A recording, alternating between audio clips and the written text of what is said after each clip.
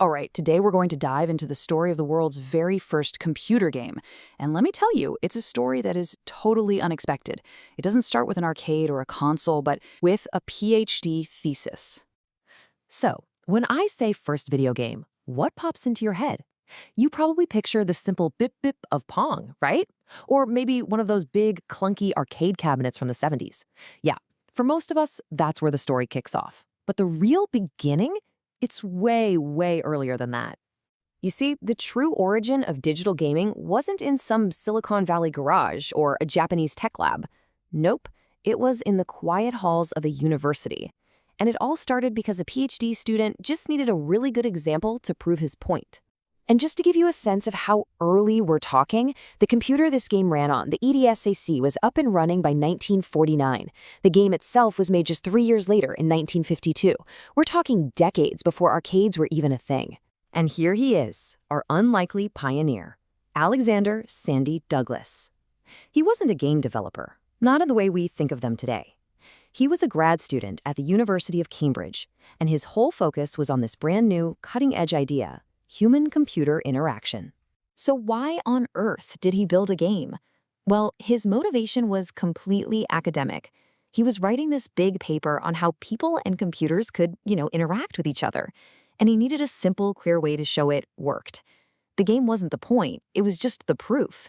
So, what was this game that served as his big proof of concept? He called it XOX, and he built it to run on this incredible room-sized machine called the EDSAC. So what was this revolutionary OX game? Well, you've definitely played it. It was basically a graphical version of tic-tac-toe. That's right, the very first computer game was this simple, timeless challenge of a person versus a machine. And the machine that made this all happen, the EDSAC, was a total beast. I mean, this thing was a landmark. It was inspired by the legendary John von Neumann and was the world's first practical computer that could actually store and run a program from its own memory. This wasn't just a fancy calculator, it was really the dawn of modern computing as we know it. Okay, so you've got the first computer game running on one of the world's first real computers. This should have been a revolution, right? It should have blown up, but it didn't. In fact, it pretty much disappeared. Which brings us to the big question: why? So why did this amazing innovation have almost no audience? The answer isn't about bad marketing or that the game wasn't fun. It all came down to the absolutely staggering physical and financial barriers of the 1950s.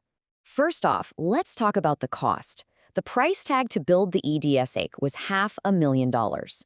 And remember, that's in 1952 money. Today, that would be millions and millions of dollars. Then, you have the size.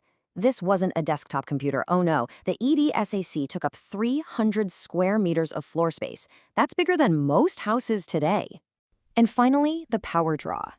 It needed a massive 150 kilowatt hours of electricity to run, which generated a ridiculous amount of heat and noise. This wasn't a consumer good.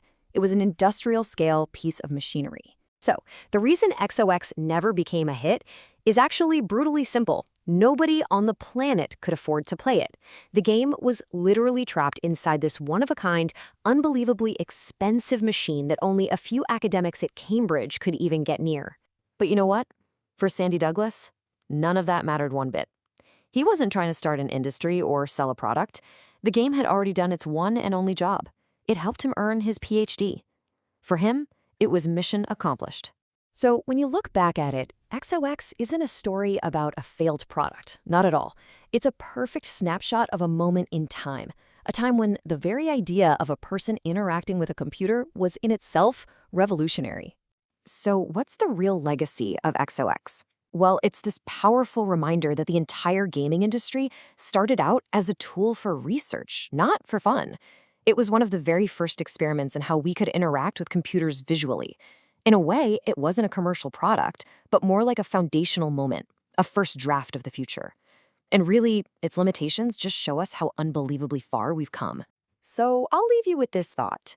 A game that almost no one could play, on a computer almost no one could afford, created for a reason that had absolutely nothing to do with fun. What does it tell us? That this was the tiny seed that would one day grow into one of the biggest entertainment industries on the entire planet. Kind of makes you think, doesn't it?